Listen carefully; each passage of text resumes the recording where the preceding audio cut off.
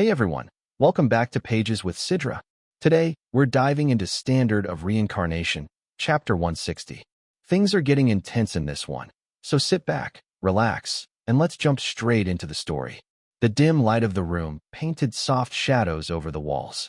Mariel sat on Vincent's lap as he lay back on the bed, her smile calm, yet full of intent. "How's the aroma of this tea?" she asked softly. "Nice, isn't it? Don't you feel your strength slowly draining?" Across the room, Yelena's expression stiffened as he watched everything unfold. "Tea, you say? No way. Did she do something to that tea?" Mariel leaned in closer, her voice a whisper. "Soon, I'll start looking more attractive to you, you know?" Her fingertips brushed against Vincent's cheek. "Don't worry. I'm not going to hurt you. After just one night, both of us benefit."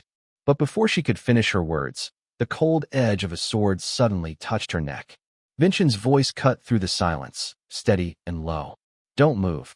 Mariel froze. The man who had appeared lazy just a moment ago now held a blade against her skin. His gaze was sharp, his expression unreadable. "Your body is covering me perfectly right now from the watcher outside the window," Vincent said. Mariel's eyes flicked to the side. Her thoughts raced. "You drew your sword while pretending to get pushed into me. I didn't even see it happen." Vincent's calm voice followed. "Does the Elder Council interfere, even in cadet flirting?" Mariel forced a small, nervous smile. "A watcher? Elder Council? What are you talking about? I just wanted to get closer to you." Vincent sat up slightly, his sword still steady at her neck. "With an aphrodisiac made from renoxa petals, you mean?" Damn it. He knew from the start. Vincent's lips curved into a faint smile. "You grab opportunities when they're given. First love, Mariel." The scene shifted. Keshin trembled in anger, fists clenched tight. "Damn it, that Vincent bastard," he growled. "Daring to treat me like a fool. And on top of that, Mariel. Even my first love's heart has gone completely to him." He shouted in frustration, the sound echoing through the room. "Gah, I'm furious." Brick, sitting nearby, spoke calmly. "Calm down, Keshin." The other boy rose abruptly, his expression normal. "The blizzard's easing up. I'll go buy the supplies we need nearby." "All right. Thanks," Keshin muttered, still glaring at the floor. "Just wait, Vincent." But as Brick left the room, his face carried an unreadable expression, one that hinted at something else entirely. Back in Vincent's quarters, Mariel and Vincent remained in the same position, tension thick in the air. Vincent's tone turned colder. "What mission did you receive from the Elder Council?" A bead of sweat rolled down Mariel's cheek as the blade's edge pressed lightly against her skin. "If I tell you," she said quietly, "you want me to act as a double agent between you and them?" Vincent smiled faintly. "Yes, because it'll be better for you if you take my side." "Why?" His eyes hardened with conviction. "Because I plan to destroy the Elder Council in the near future." For a moment, Mariel could only stare at him in disbelief. His words echoed in her mind, sharp and unreal. Then, slowly, she exhaled, half in shock, half in amusement. "Huh, what a ridiculous thing to say. But coming from someone as ridiculous as you."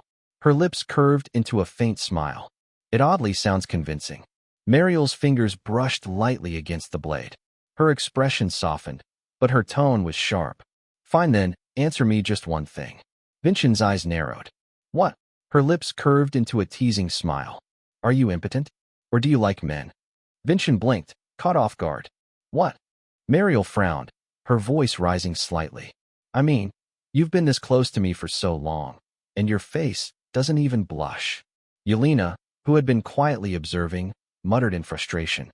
"Ever since that old man's soul entered my body must have gotten ruined too. I know it." Vincent turned toward him, exasperated. "What the hell are you talking about?" Inside, he sighed. "It's simply not my preference. What do you expect me to do? No matter how pretty she is, she still looks like a kid to me." Mariel stood abruptly, glaring as she moved toward the window.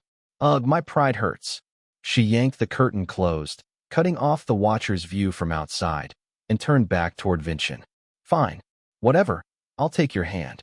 Her tone dropped, serious now. "As you guessed, I'm a spy for the Elder Council. I was ordered to seduce you and spend the night with you. Once things progressed, they planned to control you through me. Naturally, they promised me a bright future as a reward." Vincent's voice was cold. "A filthy method, right?" Mariel gave a bitter smile. I'll report that I successfully seduced you. The council will relax and show a weak point. To make it look convincing, wouldn't it be natural if I stayed here tonight? But before she could finish, Vincent's gaze sharpened. A faint light pulsed beneath his hand. In the next instant, a burst of force exploded from his body, Thunder Giant. The shockwave sent Mariel flying backward, crashing into the door with a loud thud. She groaned, sliding down onto the floor. Hey, isn't this going too far? She shouted angrily. If we agreed to cooperate, at least treat me with some respect. Vincent's tone was cold as ever. Minimum respect? I didn't kill you immediately. That counts. Mariel froze, her breath catching in her throat. But before she could even speak, Vincent's eyes narrowed. Something was moving beneath the blanket. He lifted it, and there it was, a massive black scorpion, its tail coiled and deadly. Vincent held it up calmly, glancing back at Mariel with a faint, cutting smile. Looks like that bright future was a lie. Mariel's eyes widened in horror. That's a grade 1 venomous scorpion species. Even a giant race warrior dies instantly if stung. Her thoughts trembled. No matter the outcome, the Elder Council intended to kill me too. Vincent's expression remained calm as he turned toward the door. I said I didn't kill you immediately. That was respect. He raised his voice slightly, his gaze piercing through the silence. Show yourself, Tamer. The door creaked open. A figure stepped inside, their entire body hidden beneath a dark cloak. Only a pair of cold, glinting eyes visible through the folds of fabric. Their voice was low and distorted. How did you detect the scorpion? The faint rustling of movement followed the words. Across the floor crawled countless insects, centipedes, beetles, grasshoppers, and creatures with too many legs to count. They slithered and clicked, filling the room with a suffocating hum. Mariel froze at the sight, fear flashing across her face. Without thinking, she moved beside Vincent, clutching at his leg as if his presence alone could protect her. Vincent didn't flinch. He stood tall, the faint glow of lightning sparking at his fingertips, and smiled calmly. I didn't, he said evenly. You probably smuggled it in when Mariel entered. He lifted his right hand, a small puncture mark visible on his arm. It stung quite a bit, he added, showing the wound.